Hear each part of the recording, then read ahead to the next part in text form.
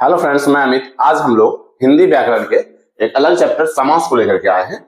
तो समास हम लोग इंग्लिश को छोड़ के हिंदी व्याकरण के ऊपर रहे हैं। तो हिंदी व्याकरण जितने ही प्रतियोगी परीक्षाओं में पूछा जाता है, तो इस बात की गारंटी ले सकता हूं कि इसके बाद आपको अगर समास से, या कल की क्लास अलंकार हम लोगों ने किया था, तो अलंकार या समास से क्वेश्चन आवे तो एक भी मिस ना हो।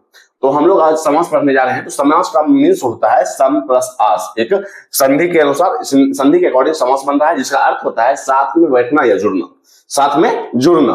परिभाषा है कि जब दो या दो से अधिक शब्द मिलकर अपना स्वतंत्र रूप छोड़ देते हैं और एक नया शब्द बनाते हैं, तो उसे समास कहते हैं। जैसे राजा का पुत्र राजपुत्र, या गंगा की जल गंगा जल। तो यहाँ हम लोग देख रहे हैं कि का और की को छोड़ा गया है और उसको नए शब्द में बदला गया है। तो राजा का पुत्र राजपुत्र और गंगा की जल को गंगा जल। तो जैसे राजा का पुत्र, इसको हम लोग समास विग्रह कहेंगे, और जब यह एक समास का रूप हो जाता है, तो वहां हम लोग इसे समस्त पद कहेंगे। राजपुत्र को समस्त पद कहेंगे।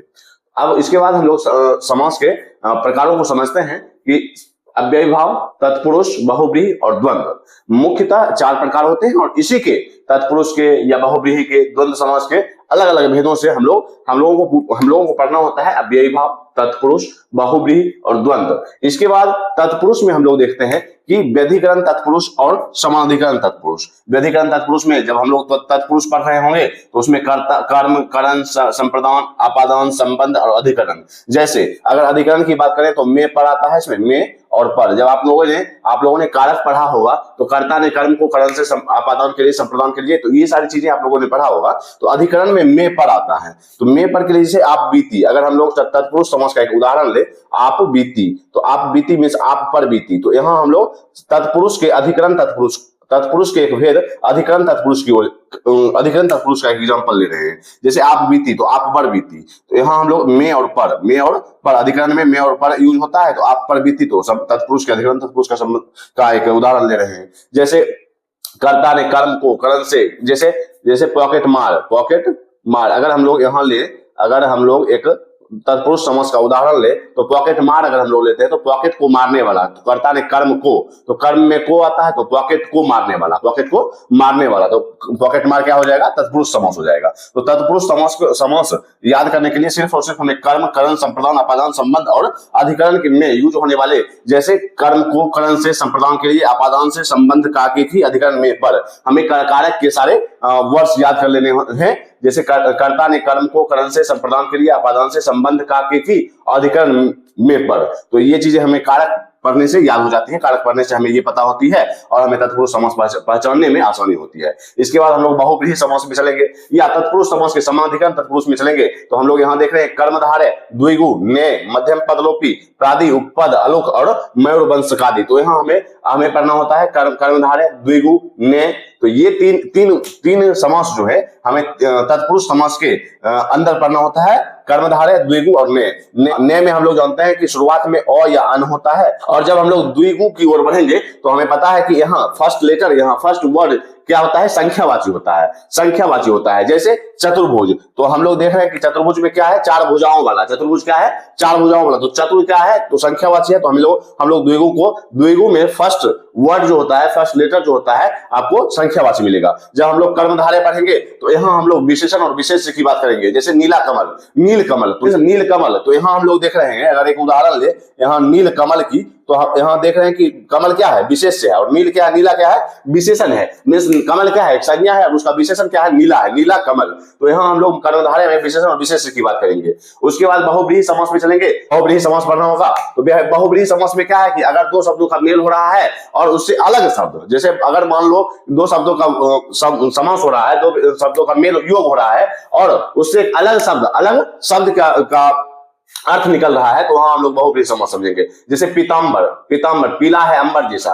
पीतांबर को क्या कहेंगे? पीला है अंबर जैसा, मीन्स श्री कृष्ण। तो यहाँ हम लोग पीतांबर से अलग एक अर्थ निकाल रहे हैं श्री कृष्ण का। लंबा है उदर जिसका, लंबोदर मीन्स गणेश। तो हम लोग लंबोदर न कर करके लंबा है उदर जिसका, अगर लंबोदर की बात करें, तो हम लोगों का सीधे ये पता चलता है कि हम लोग गणेश की बात कर रहे हैं। हम लोग गणेश भगवान की बात कर रहे हैं। लंबा है उदर जिसका या लंबोदर, तो हम लोग गणेश भगवान की बात कर रहे हैं, ना कि लंबोदर की। पीला है अंबर जिसका, या पीतांबर, तो हम लोग श्री कृष्ण की बात करते हैं ना कि पीतांबर की। मीन्स बहुब्रीहि समास में अगर दो शब्दों का मेल हो रहा है तो हम लोग उससे एक नए शब्द का अर्थ निकल रहा है, तो उसे हम लोग बहुब्रीहि समास कहेंगे। उसके बाद द्वंद्व समास में हम क्या करेंगे, क्या देखेंगे कि जैसे दिन रात हो गया, दिन और रात हो गया, दिन और रात, दिन और रात के बीच एक हाइफन होगा और दिन और रात उल्टा होगा, जैसे राधा कृष्ण, राम श्याम, राम राम सीता, तो यहाँ सीताराम, तो हम लोग यहाँ देख रहे हैं कि उल्टा शब्द, उल्टे शब्द के बीच में हम लोग हाइफन का यूज करेंगे। और अगर दोनों हाइफन के बीच, दोनों तरफ अगर उल्टे शब्द की बात हो, अगर अपोजिट वर्ड्स की बात हो, तो हम लोग वहां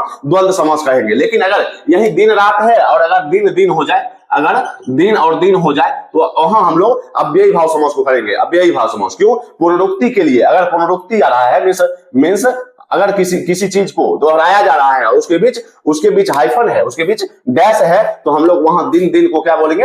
अव्ययी भाव समास बोलेंगे। दिन और दिन को अव्ययी भाव समास बोलेंगे। और अव्ययी भाव समास को पहचानने के लिए हम लोग जानते हैं कि अगर उसके आगे उपसर्ग लगा हो या अव्यय लगा हो, उपसर्ग या अव्यय लगा हो, तो वहां हम लोग अव्ययी भाव समास समझेंगे। जैसे यथा, उप या नीर, तो इन सारे वर्ड्स मीन्स अव्ययी भाव समास में अगर किसी वर्ड के पहले अव्यय लगा हो या उपसर्ग लगा हो, उपसर्ग और प्रत्यय हम लोग जानते हैं कि प्रत्यय किसी भी वर्ड के, किसी भी शब्द के लास्ट में लगता है और उपसर्ग किसी भी वर्ड के, किसी भी शब्द के पहले लगता है। तो यथा, उप, निर, या हम लोग देखेंगे अनु, ऐसे बहुत सारे वर्ड्स जो इसके उपसर्ग के रूप में आते हैं और इससे वर्ड अगर बन रहा है, जैसे यथाशक्ति, तो ये क्या होगा? एक अव्ययी भाव समास होगा। अव्ययी भाव समास होगा। उपसर्ग अगर लग रहा है, उपसर्ग के बाद एक उपसर्ग से ही एक वर्ड बन रहा है, एक शब्द बन रहा है, तो हम लोग उसे अव्ययी भाव समास बोलेंगे। या निर्जन, तो यहां हम लोग देख रहे हैं कि निर क्या है? एक उपसर्ग है या अव्यय है, और निर्जन, इससे निर्जन एक वर्ड बन रहा है, तो वह अव्ययी भाव समास होगा। और पुनरुक्ति, जहां एक ही वर्ड को दोहराया जाए और बीच में एक डैश हो, तो हम लोग वहां अव्ययी भाव समास बोलेंगे। लेकिन यही चीजें जब दिन और रात मींस उल्टा हो जाए, दिन और रात उल्टा हो जाए, दिन अलग हो, दिन और रात अगर हम लोग डैश करके जोड़ते हैं और दिन और रात उल्टा हो, तो हम लोग वहां द्वंद्व समास बोलेंगे। तो हम लोगों ने अभी अव्ययी भाव, तत्पुरुष, बहुब्रीहि और द्वंद्व के द्वंद्व की ओर हम लोगों ने देखा कि कैसे इसे पहचानते हैं। तो हम लोग एक एक करके अभी तत्पुरुष समास, अव्ययी भाव समास, बहुब्रीहि समास और द्वंद्व समास के सारे भेदों इसको समझें कि हम लोग कैसे पहचानते हैं। तो इसके बाद हम लोग ये देखेंगे कि अगर हम आज समास पढ़ लेते हैं, तो इसके बाद आपको समास से किसी भी चीज का कोई भी प्रश्न आवे, आपसे मिस नहीं होगा। तो इससे आगे हम लोग एक एक करके देखेंगे। तो अव्ययी भाव समास, इस समास का पहला पद प्रधान होता है और समस्त पद वाक्य में क्रिया विशेषण का काम करता है। तो हम लोग समस्त पद और पहला पद समझ चुके हैं कि अगर समास, जैसे अगर राजकुमार है या राजा का कुमार, तो राजा का कुमार एक समास विग्रह हुआ। लेकिन यही अगर राजकुमार बन जाता है, जब यह समास बन जाता है मींस राजकुमार बन जाता है, तो यह एक समस्त पद कहलाएगा। तो वही पहला पद प्रधान होता है। इस समास का पहला पद प्रधान होता है और समस्त पद वाक्य में क्रिया विशेषण का काम करता है। इसको पहचानने का जो नियम है कि यदि समस्त पद के आरंभ में वर, निर, यथा, बे, आ, प्रति, व, उप, यावत, अधि, अनु इत्यादि उपसर्ग हो तथा पुनरुक्ति हो, तथा एक वर्ड पुनरुक्ति हो, तो इसे हम लोग अव्ययी भाव समास कहेंगे। फिर यदि समस्त पद वाक्य में क्रिया विशेषण का काम करे, जैसे क्रिया विशेषण, जैसे हम लोग अगर भर से अगर एक वर्ड बनाते हैं, भरपेट, तो उसने भरपेट खाया, तो यहाँ खाया क्या है? एक क्रिया है। खाना क्या है? एक क्रिया है। लेकिन कैसे खाया? तो भरपेट खाया, तो भरपेट क्या हो जाएगा? क्रिया विशेषण हो जाएगा। मीन्स अगर समस्त पद वाक्य में क्रिया विशेषण का काम कर रहा है, तो वहां हम लोग अव्ययी भाव समास समझेंगे। उसने भरपेट एक समस्त पद है, और समस्त पद अगर किसी वाक्य में क्रिया विशेषण का काम कर रहा है, क्योंकि खाना एक क्रिया हुआ और भरपेट क्या है? कैसे खाया? तो भरपेट खाया मीन्स क्रिया को या मॉडिफाई कर रहा है, तो भरपेट क्या हो जाएगा? क्रिया विशेषण हो जाएगा। और समस्त पद वाक्य में क्रिया विशेषण का काम करे, तो वह अव्ययी भाव समास कहलाएगा। हम लोगों ने देखा कि इसको पहचानने के नियम है, भर, निर, मींस उपसर्ग हो, यदि समस्त पद के आरंभ में उपसर्ग हो, तो वहां हम लोग अव्ययी भाव समास समझेंगे। उदाहरण में आजन्म, यहाँ आ क्या है? उपसर्ग है। यथाशक्ति, यथा है। प्रतिदिन, प्रति है। अनुरूप, निर्जन, रातों रात, और यहाँ पुनरुक्ति, हाथों हाथ, रातों रात, तो पुनरुक्ति हो तो हम लोग अव्ययी भाव समास समझेंगे। उसके बाद तत्पुरुष समास यहाँ देखते हैं कि वह समास जिसका उत्तर पद या अंतिम पद प्रधान हो, तथा प्रथम पद गौण हो, जैसे राजकुमार, राजकुमार बीमार था, तो यहाँ राजा बीमार था या राजा का कुमार बीमार था? तो राजकुमार बीमार था, राजा का कुमार बीमार था, राजा बीमार नहीं था। यहाँ कुमार क्या है? अंतिम पद है, और कुमार क्या है कि यहाँ प्रधान है। तो राजा का कुमार बीमार था ना कि राजा, राजकुमार बीमार था, इसका मतलब ये है कि राजा का कुमार बीमार था ना कि राजा। तो यहाँ अंतिम पद प्रधान हो रहा है और प्रथम पद गौण हो रहा है। तो यहाँ हम लोग तत्पुरुष समास समझेंगे।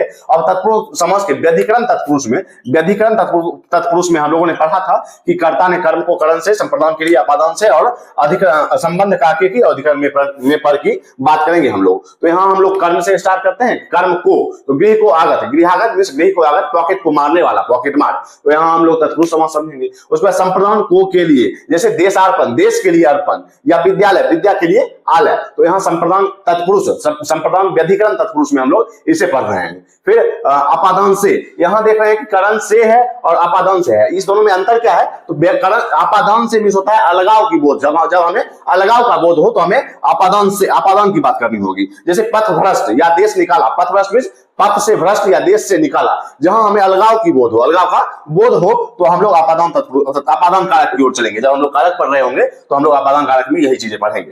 फिर संबंध काके की मींस राजकुमार या पराधीन, पर के अधीन या अधीन, या राजा का कुमार, तो संबंध की बात कर रहे हैं। फिर अधिकरण में मैं और पर, तो कला में प्रवीण या आप प्रवीति, कला प्रवीण आप प्रवीति। तो इसके बाद हम लोग इसके तत्पुरुष समास के समानाधिकरण तत्पुरुष में चलेंगे। इसमें हम लोग नए समास पढ़ेंगे। तो वहां हम लोग देखेंगे कि अ या अन, जहां अगर समस्त पद के आरंभ में अ या अन हो तो हम लोग नए समास देखेंगे। तो अभी हम लोग इसके बाद अभी हम लोग समानाधिकरण तत्पुरुष की ओर बढ़ेंगे।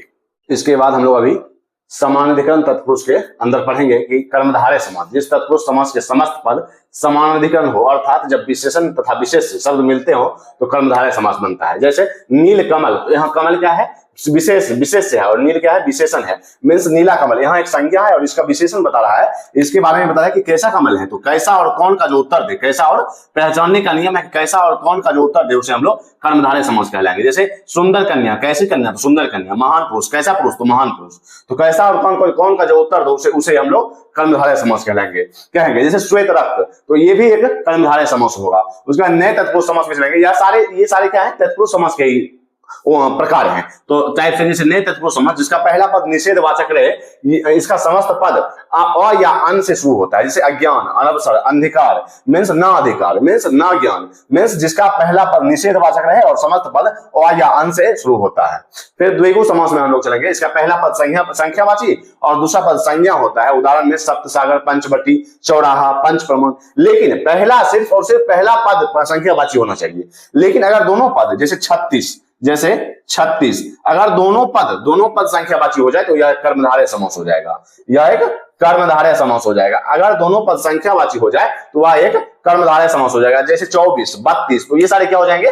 कर्मधारय समास हो जाएंगे। क्यों? क्योंकि दोनों पद 6 और 30 दोनों पद संज्ञावाची हो रहा है, तो वहां एक कर्मधारय समास हो जाएगा। लेकिन सिर्फ और सिर्फ पहला पद संख्यावाची और दूसरा पद संज्ञा हो तो वह एक द्विगु समास होगा। जैसे सप्तसागर, पंचवटी, चौराहा, पंचप्रमाण। इसके बाद अभी हम लोग बहुब्रीहि समास देखेंगे। अब हम लोग यहाँ देखेंगे बहुब्रीहि समास, जिस समास में कोई पद प्रधान ना होकर किसी अन्य पद की प्रधानता हो तो वहां बहुब्रीहि समास कहलाता है। जैसे उदाहरण में पीताम्बर, पीला है अंबर जिसका, चतुर्भुज, चारों भुजाओं जिसके मींस विष्णु, शूलपाणी, चंद्रशेखर, बीना पानी, हाथ में जिसके बीना हो तो सरस्वती। मींस इन दोनों पद में कोई पद प्रधान नहीं होता है, अन्य पद की प्रधानता हो जाती है, वहां हम लोग बहुब्रीहि समास कहेंगे। फिर द्वंद्व समास में हम लोग देखेंगे जिस समास में दोनों पद की समान प्रधानता हो, मींस दोनों पद प्रधान हो, तो वहां हम लोग द्वंद्व समास कहलाएंगे। जैसे भात, दाल, नाक, कान, दाल, रोटी, कपड़ा लत्ता, धर्म अधर्म, यहाँ धर्म अधर्म को धर्म अधर्म लिख दिया गया है। फिर सत्य असत्य, भूखा प्यासा, छोटा बड़ा आदि। जैसे आज मेहमानों को भात, दाल, तरकारी, तिलौरी, पापड़, घी, सलाद, दही, तो यहाँ जो रेखांकित पद हैं वो एक द्वंद्व समास कहलाएंगे। तो आज हम लोगों ने समास के बारे में सब कुछ, उसकी परिभाषा, उसके प्रकारों को हम लोगों ने समझा। तो आज तक के लिए इतना ही, मिलते हैं कल। अगर आपने इंग्लिश ग्रामर चैनल को सब्सक्राइब नहीं किया तो जरूर सब्सक्राइब करें। तब तक के लिए बाय।